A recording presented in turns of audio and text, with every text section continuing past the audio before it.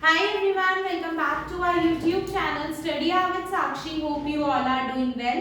So we are back with another video of extra question class 10 history chapter number 1 the rise of nationalism in Europe. ये इसका first part है, इसका second part हम अपने next videos में upload करेंगे. सो आज जो हम क्वेश्चन डिस्कस करेंगे वो है आपके इस चैप्टर के इंपॉर्टेंट वेरी शॉर्ट और शॉर्ट आंसर टाइप क्वेश्चन. जो वेरी शॉर्ट हम आज डिस्कस करेंगे वो फिल इन द ब्लैंक्स के फॉर्म में भी आ सकते हैं, वन वर्ड और वन लाइन के फॉर्म में भी आ सकते हैं. So without wasting any further time let's begin. पहला है हमारा very short answer type questions जो आपके आते हैं 1 मार्क ईच के, यानी इनका या तो आप आंसर दोगे 1 वर्ड में या आप आंसर दोगे 1 लाइन में. इन दोनों में से कुछ भी आप कर सकते हो. फर्स्ट क्वेश्चन है हु वाज फ्रेडरिक सूरियू. फ्रेडरिक सूरियू कौन थे, इनके बारे में आपको लिखना है, तो आप एक लाइन से ज्यादा का आंसर नहीं देंगे. सेकंड है what do you mean by nationalism. Nationalism का मतलब क्या होता है, इसमें आप सिंपल सा इतना लिख सकते हो the feeling of love and respect towards nation is called nationalism. इसके अलावा आपको यहाँ पर नहीं बोला हुआ कि इंडिया का नेशनलिज्म समझो या यूरोप का, तो आप सिर्फ यहाँ नेशनलिज्म की डेफिनेशन देंगे, ना तो आप उसे इंडिया के कंटेक्स्ट में रिप्रेजेंट करेंगे ना ही आप उसे यूरोप के कंटेक्स्ट में रिप्रेजेंट करेंगे. थर्ड क्वेश्चन है what was treaty of Vienna 1815. Treaty of Vienna क्या थी, 1815 में बनी थी और क्या थी उसे शॉर्ट में आपको यहाँ पर एक्सप्लेन करना है. Name the Italian revolutionary who founded young Italy. Young Italy किस रिवोल्यूशनरी ने फाइंड आउट करी थी, वो आपको यहाँ पर उस रेवोल्यूशनरी का नेम लिखना है. Who was proclaimed the king of unified Italy. कौन वो पर्सन था जिसे यूनिफाइड इटली का किंग माना गया है, या ऐसा क्लेम किया जाता है कि जब इटली यूनिफाई हुआ उसके बाद में वो वहां का किंग बन गया, उसका नेम लिखना है आपको. नेक्स्ट क्वेश्चन है which country is known as cradle of nationalism. इसका आंसर बहुत कम लोगों को पता है.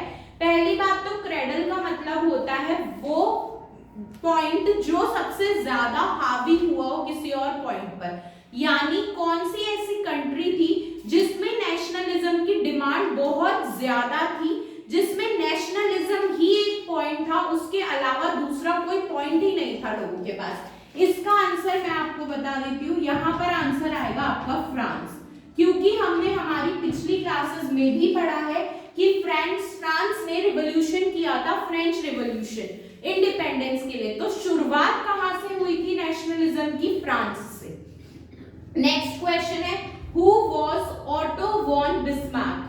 ऑटो वन बिस्मार्क कौन थे, वो आपको आपके चैप्टर में भी दे रखा है, आपको ये पढ़ना है वो कौन थे और उसे अपने वर्ड्स में डिमोल्ड करना है 1 to 2 लाइंस में.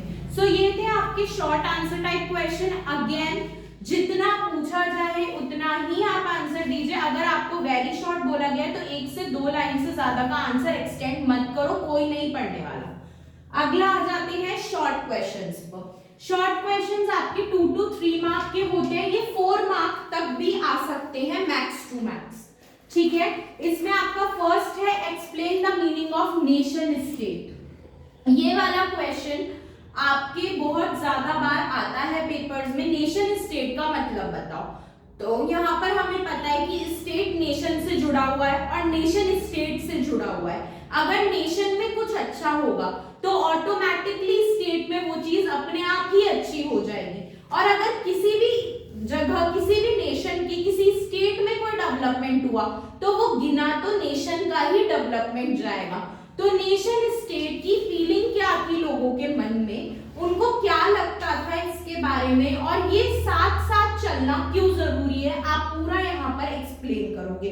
इसमें आप पूरा पॉलिटिकल कंटेक्स्ट में लेंगे.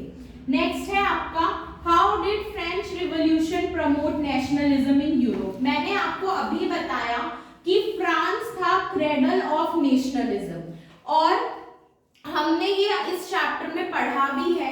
एक पर्सन ने ये बात बोली थी कि जब फ्रांस चीखता है तो पूरे यूरोप को कोल्ड हो जाता है.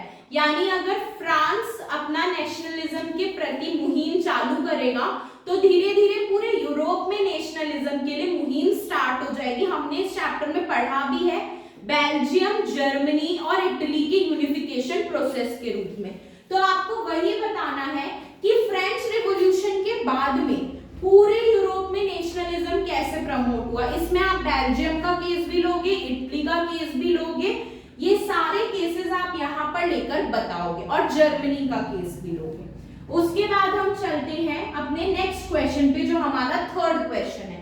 एक्सप्लेन टर्म लिबरलिज्म इन यूरोप्स कॉन्टेक्स्ट। पहली बात तो हम सभी ये गलती करते हैं कि लिबरलिज्म और लिबरलाइजेशन दोनों को मिक्स कर देते हैं।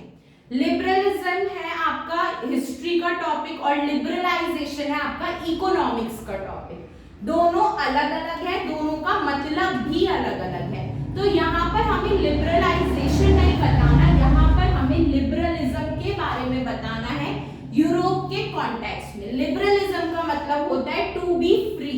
अब यूरोप फ्री किस चीज से होना चाहता था? राजा के शासन से। यूरोप में मिडिल क्लास वाले थे, वो अपने हक और अधिकार के लिए लड़ रहे थे। उनको चाहिए था एक गवर्नमेंट बने, खुद का फ्लैग बने, राइट्स मिले लोगों को, वोटिंग राइट्स मिले सबको। वो लिबरलिज्म है। और लिबरलाइजेशन इकोनॉमिक्स में आता है। तो यहाँ पर आप लिबरलिज्म के बारे में बताओगे यूरोप के कॉन्टेक्स्ट में। अगला चलते हैं, what were problems faced by Italy before unification.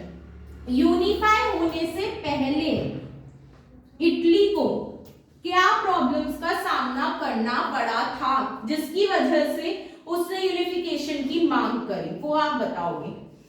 अगला चलते हैं, एक्सप्लेन इंपॉर्टेंस ऑफ ज़ोलवेरन। ज़ोलवेरन क्या थी और क्यों जरूरी थी, दोनों चीजें यहां पर आप बताओगे। Next question, why was Frankfurt parliament unsuccessful. Frankfurt parliament unsuccessful क्यों था, लोगों ने उसे एक्सेप्ट क्यों नहीं किया, वो आपको यहाँ पर बताना है। Next, mention any two features of treaty of Vienna. Treaty of Vienna के दो फीचर बताने हैं। इस चैप्टर में जो सबसे इंपॉर्टेंट है वो आपका यूनिफिकेशन प्रोसेस है, ट्रीटी ऑफ वियना है। गियुसेप्पे मज़ीनी कौन थे, वो है, वो टॉपिक हम हमारे नेक्स्ट वीडियोस में कवर करेंगे। सो इसी के साथ ये था पार्ट 1, शॉर्ट और वेरी शॉर्ट दोनों का।